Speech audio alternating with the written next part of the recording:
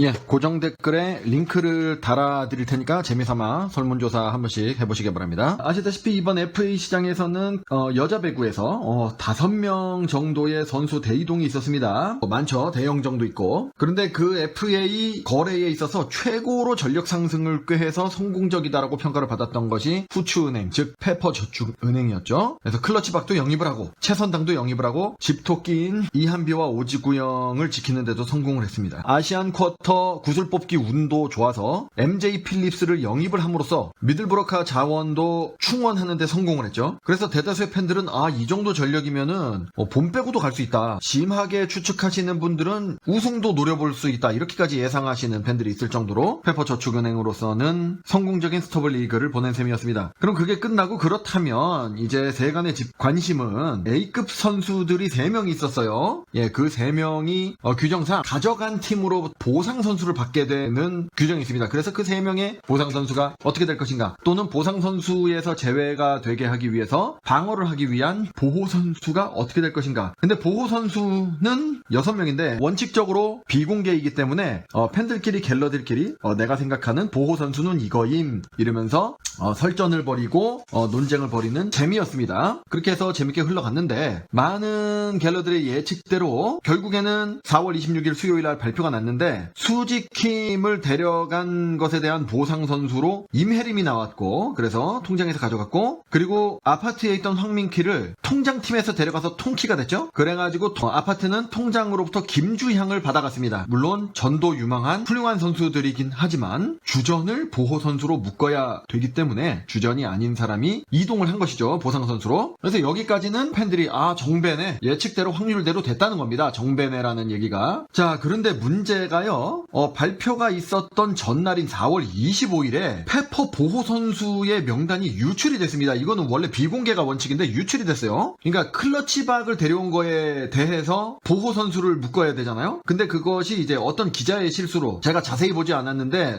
대충 파악한 바로는 페퍼저축은행하고 되게 친한 기자였다고 합니다. 그 명단을 무슨 SNS에 부계정, 자기의 공식 계정이 아니고 부계정에 올렸는데 이거를 비공개로 올려야 되는데 실수로 공개로 올렸나봐요. 그래가지고 유출이 됐습니다. 그 다음에 그 계정은 폭발을 시켜서 없애긴 했지만 이미 갤러들 사이에 완전히 퍼진 뒤였죠. 그런데 그건 그럴 수 있다고 치는데 문제가 꼬꼬세타 이고은이 보호 선수에 포함되어 있지 않았어요. 지금 김종민 감독의 손바닥에서 보시다시피. 그러니까 팬들 사이에서 이제 난리가 난 거죠. 그럴 리가 없다. 기자가 그냥 추측성으로 뇌피셜로 말한 거였나 보다. 아니면은 그냥 구단에서 가안을 말한 건데 확정이 아니고 가안인데 그거를 그냥 기록을 했나 보다. 4월 26일 발표에 따르면 사실로 밝혀졌죠. 꼬꼬세타가 보상 선수로 지명이 돼서 도로공사로 가는 게 오피셜로 도로공사에서 입단 발표를 했던 겁니다. 이로써 꼬꼬세타는 도로공사에만 입단을 3번째 하게 됐습니다. 그래서 배구 팬들은 너무나 어이가 없다는 반응이 줄을 이뤘고, 당연하지만 페퍼 팬들은 천인공노하고 매우 격분을 하고 있는 상태입니다. 임혜림하고 김주향은 지금 사람들이 신경도 안 쓰고 보상 선수계의 대어가 된 거죠. 그래서 기자들이 이제 빨리 기사를 써야 될 거 아닙니까? 그래서 물어보려고 전화를 하는데 아앵킴은 잠수를 또 탔고, 그래서 투표 주제, 설문조사 주제인 이렇게 된 원인에 대해서 여러 가지 설이 제기되고 있는데 한번 골라보십시오. 1번은 페퍼저축은행 관계자의 언론사에 발표한 공식 입장입니다.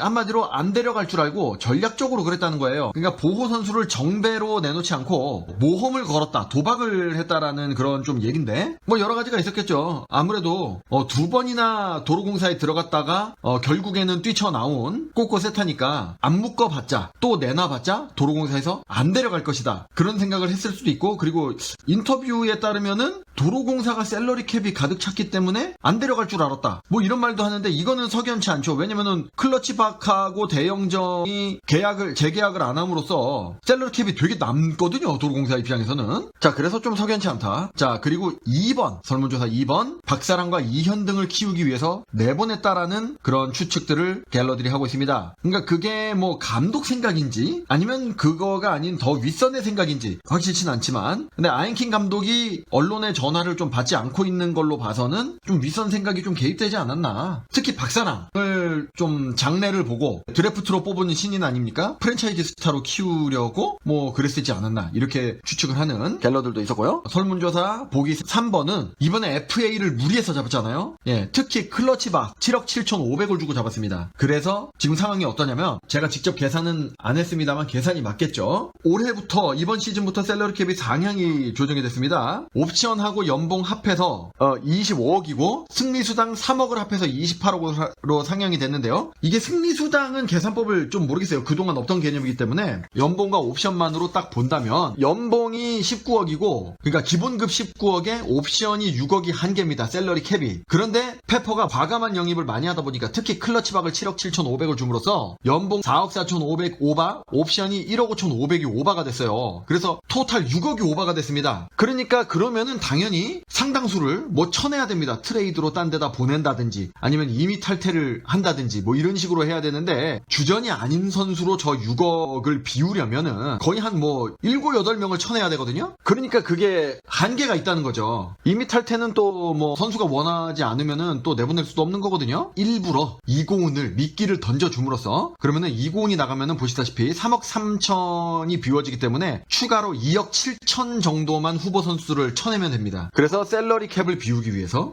좀 그렇게 하지 않았나 라는 의견들도 있습니다. 여러분들 1, 2, 3번 중에서 제가 고정 덱 설문조사 피드를 주소를 올려드릴 테니까 재미삼아서 1, 2, 3번 중에서 하나 골라주시고 기타 의견은 댓글로 남겨주시면 재밌을 것 같습니다. 다음에 뵙겠습니다.